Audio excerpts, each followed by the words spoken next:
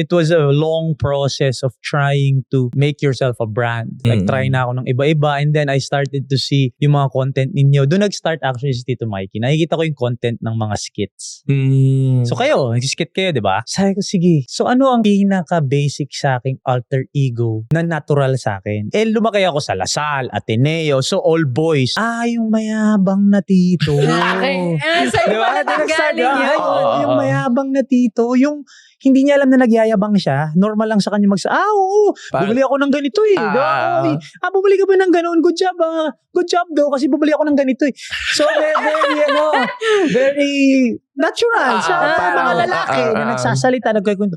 Parang, sige, baka yun yung way ko mag-viral or something, di ba? Sabi ko, okay, nag-boom yung una, which was the skit about sa mga nakapanood noon, about yung Vios, yung Civic, tsaka yung Fortuner. Nag-viral siya, nag-viral yung pangalawa, and then I was like, shoot na, ubusan na ako. Wala na, hindi gumagana yung utak ko ng ganun. And then, people started sa comments na parang, Tito Mikey, tinawag na nila akong Tito Mikey. Mas natural sa akin yung ako. Ikaw, yung pagsasalita mo, monologue. Ako, again, bumalik ako dun sa roots ko, which is ako.